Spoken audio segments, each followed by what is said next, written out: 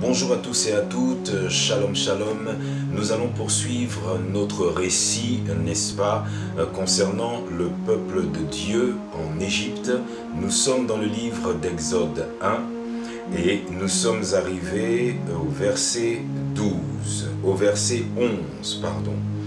La Bible dit ceci: « Et l'on établit sur lui des chefs de corvée, afin de l'accabler de travaux pénibles. C'est ainsi qu'il bâtit les villes de Pithom et de Ramsès pour servir de magasin à Pharaon. Mais plus on l'accablait, plus il multipliait et s'accroissait, et l'on prit en aversion les enfants d'Israël. Alors les Égyptiens réduisirent les enfants d'Israël à une dure servitude. » Verset 14.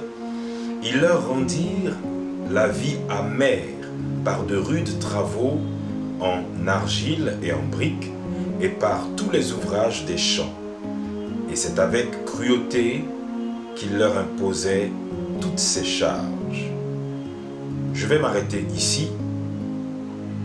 Vous voyez, dans la vie chrétienne d'aujourd'hui, il y a des choses et des signes qui montrent que certaines personnes, certaines femmes, certains hommes sont toujours en esclavage en Égypte. Le Seigneur nous a permis d'aborder, n'est-ce pas, ce passage, cette histoire du peuple d'Israël en Égypte, pour pouvoir comprendre ce qui nous arrive actuellement. Nous sommes pour presque toute la planète en période de confinement. Il y a un virus et une épidémie qui font rage. La maladie fait peur à tout le monde. Le virus fait peur à tout le monde. Et le Saint-Esprit nous dit, allez dans le livre d'Exode, je vais vous permettre de comprendre la situation actuelle.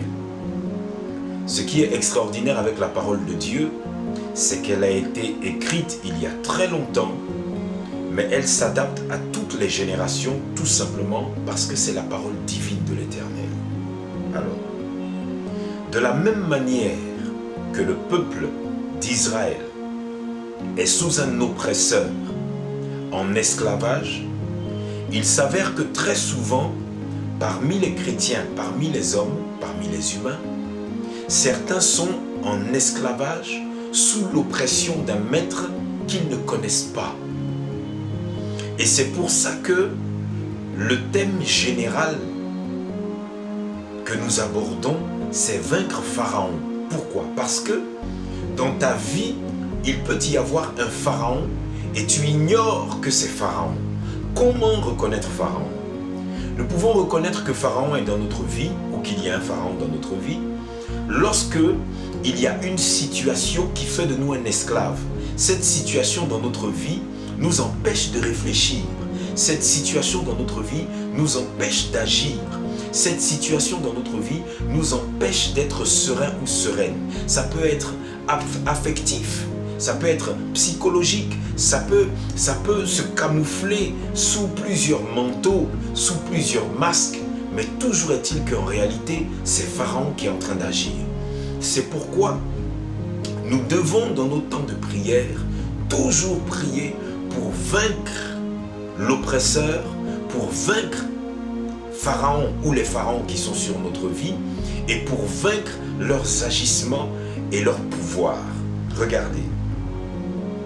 La Bible nous dit que d'abord Pharaon veut utiliser la ruse pour pouvoir anéantir le peuple de Dieu.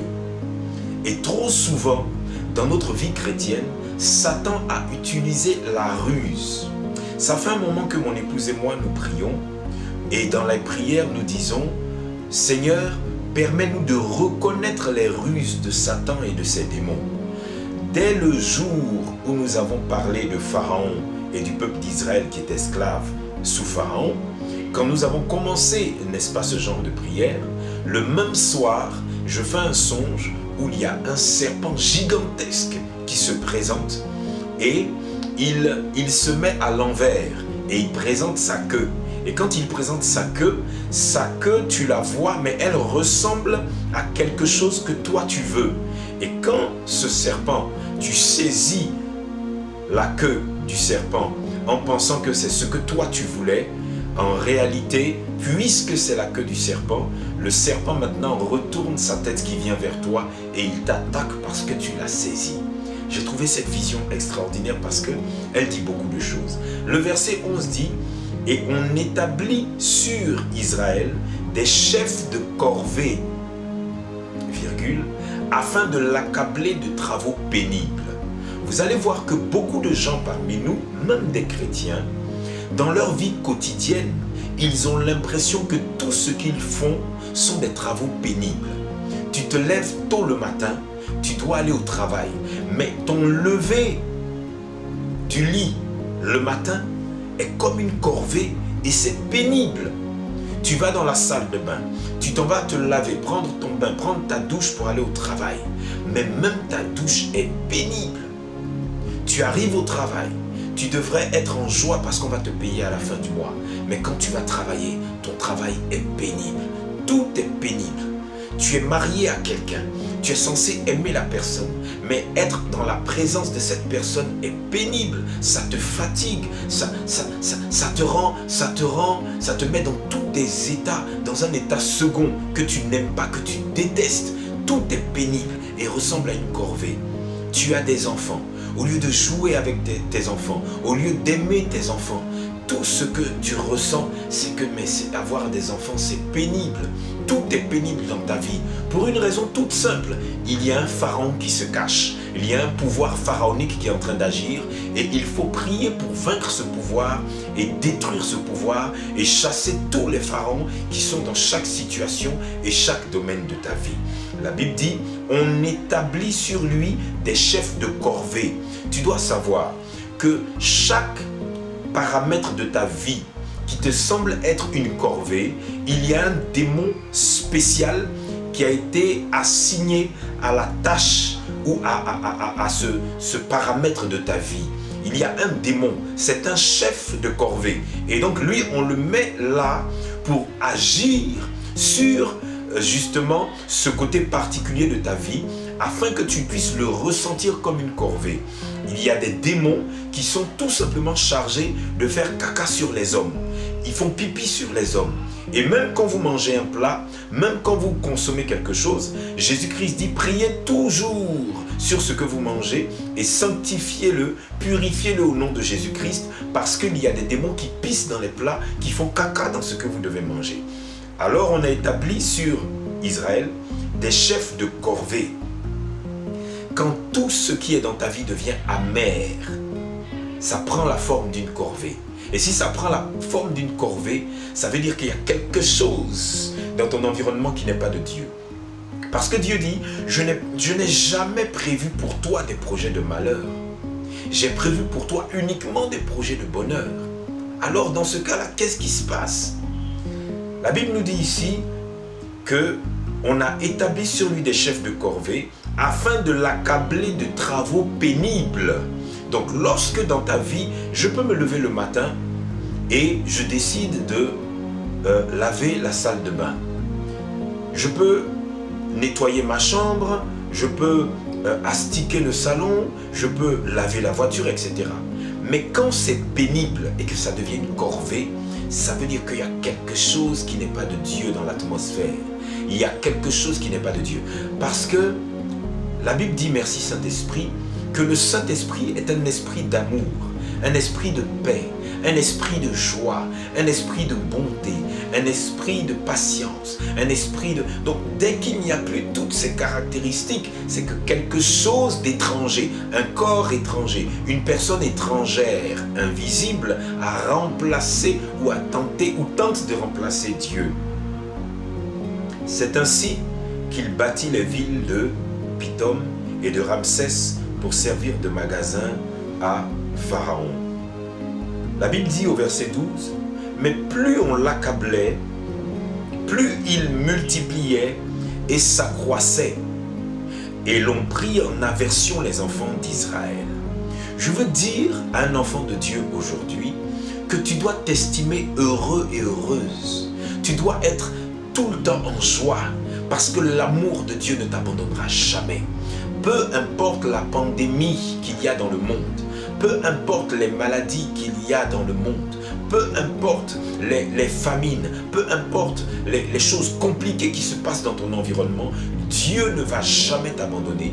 Le Saint-Esprit ne va jamais t'abandonner. Regardez, la Bible dit, mais plus on l'accablait. D'abord, Satan utilisait l'oppression pharaonique pour réduire en esclavage le peuple de Dieu et pour utiliser le peuple de Dieu pour bâtir lui sa ville, lui les choses qui lui appartenaient. Mais vous allez voir des choses extraordinaires plus loin. Parce que finalement, ce que Pharaon fait en t'utilisant pour bâtir dans le mal, dans les ténèbres, dans l'obscurité, sous son oppression, finalement, s'il y a de bonnes choses dedans, s'il y a des maisons, s'il y a des bâtiments, s'il y a des magasins, s'il y a des immeubles, s'il y a des champs, s'il y a des vignes, demain, lorsque Dieu va te libérer, il va arracher tout ce que tu as bâti et il va te permettre de partir avec, sauf des choses qui sont mauvaises. La Bible dit, mais plus on l'accablait, plus il multipliait et s'accroissait. C'est pour ça qu'il faut que vous puissiez comprendre que plus tu seras dans les problèmes en tant que chrétien, plus tu seras dans les problèmes en tant que chrétienne, plus tu vas traverser des difficultés, plus tu vas voir que ta multiplication va s'accroître, plus tu vas voir que ta fertilité va s'accroître, plus tu vas voir que ta fécondité va s'accroître, plus tu vas voir que ta domination spirituelle va s'accroître. La Bible dit que plus on l'accablait, plus il multipliait et s'accroissait, et l'on prit en aversion les enfants d'Israël. Mais vous allez voir quelque chose.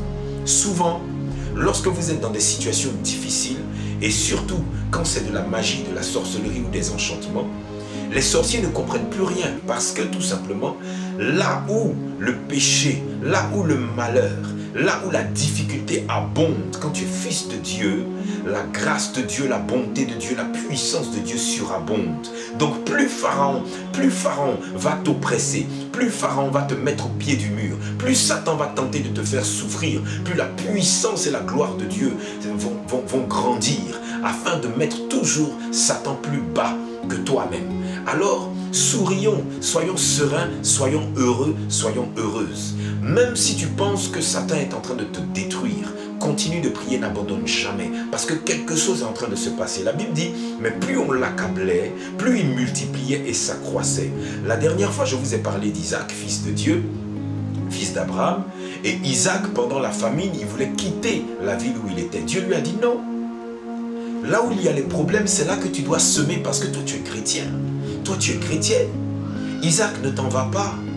L'Esprit de Dieu est avec toi. Je vais te rendre riche pendant la difficulté du monde entier. Je vais te rendre prospère pendant les difficultés du monde entier.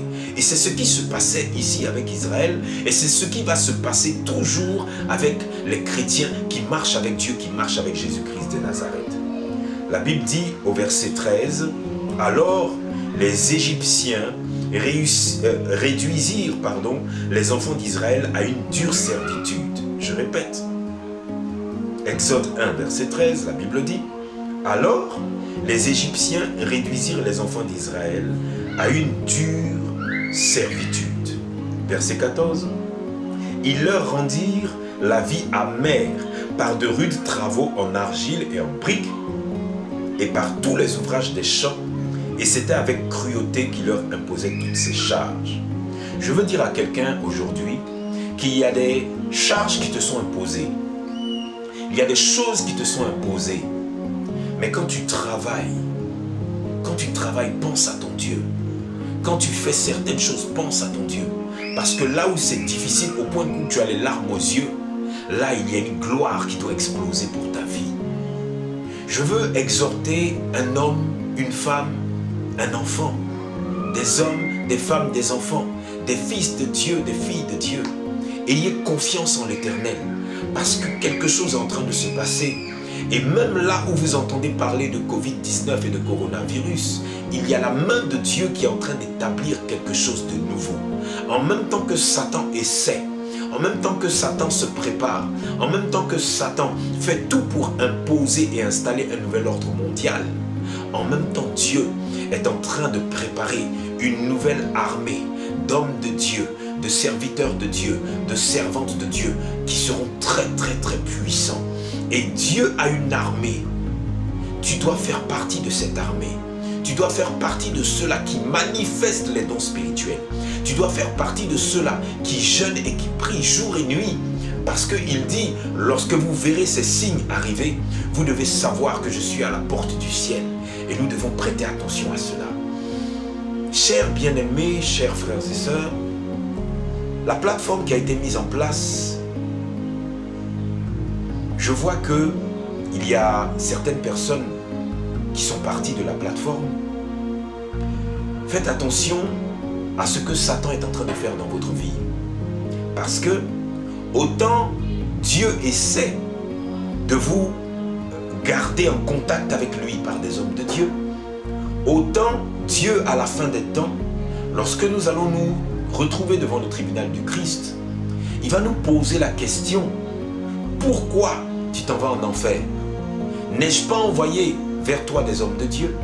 N'ai-je pas envoyé vers toi des servantes de Dieu? N'as-tu pas eu Internet? N'as-tu pas eu WhatsApp? N'as-tu pas eu Facebook?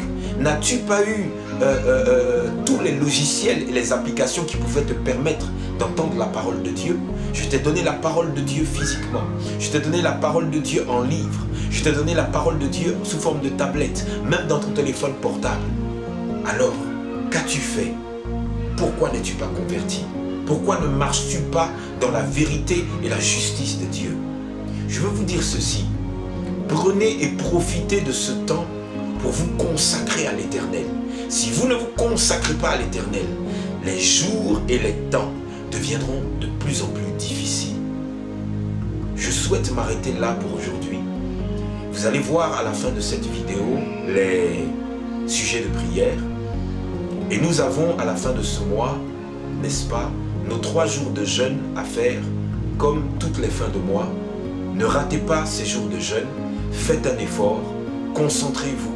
Dieu va vous montrer en songe, Dieu va vous montrer les choses extraordinaires, les belles choses qu'il a prévues pour vous. La guérison, la délivrance, l'élevation dans tous les domaines. Satan va détruire des choses, beaucoup de gens vont mourir, mais vous serez mis à la tête d'une nation. Vous serez mis à la tête de la nation parce que le Seigneur a besoin de vous. Shalom, shalom. C'était le Centre chrétien d'enseignement biblique. Je suis le serviteur de l'Éternel, Steve Orphos. À bientôt.